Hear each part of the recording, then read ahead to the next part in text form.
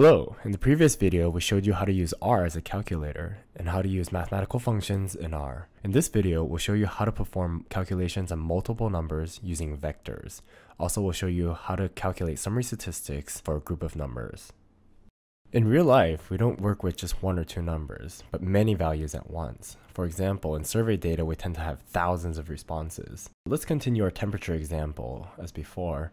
Let's suppose we have temperature values in Fahrenheit for June. So 81 degrees Fahrenheit for June 1st, 73 for June 2nd, and so on and so forth.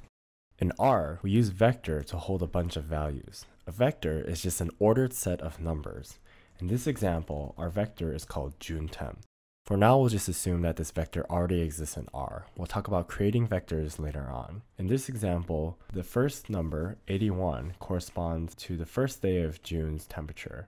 73 degrees corresponds to the second day, and so on and so forth. What if we want to calculate these numbers in Celsius? So if we do this one by one, we would have to do 81 minus 32 times 5 divided by 9 to get the first day, then repeat that for the second day.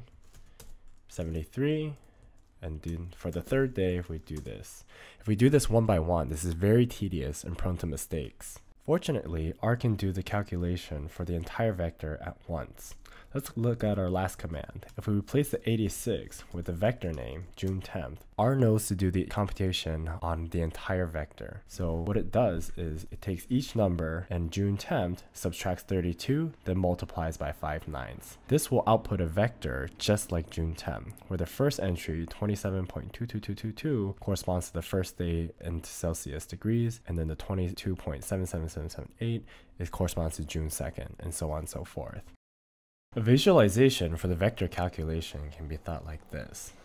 You can think a vector just like a set of numbers like this, and when we subtract just a single value, like the 32 degrees above, and then multiply by 5/9, what happens is R takes the first value, subtracts the 32, then multiply by 5/9, outputs it in another vector over here. And for the second value, it does the same calculation. First subtracts 32 since there's a parentheses, then multiply by 5/9, and then outputs the second number corresponding to that over there. It does so for every following value, element by element. R's vector calculations are not limited to the Celsius calculations we did above. For example, if you wanted to do squaring each number in the vector, you could just type that. If you wanted to take the square root of each number in the vector, you could do this. By replacing the single number with the vector name, we can do multiplying, subtracting, dividing, all these operations, and R will know to do it element by element. You may be curious about some summary statistics of the June temperatures. Let's say we want to calculate the mean temperature in June. I can just type in mean and close in parentheses the vector June temp. This tells me that the average June temperature was roughly 70 degrees. I can also find the hottest and coolest day by using the max and min function. Again, I type in max and close in parentheses the vector name June temp. That tells me the hottest day was 86 degrees, and about the coolest day, I use the min function, and that tells me it's 61 degrees.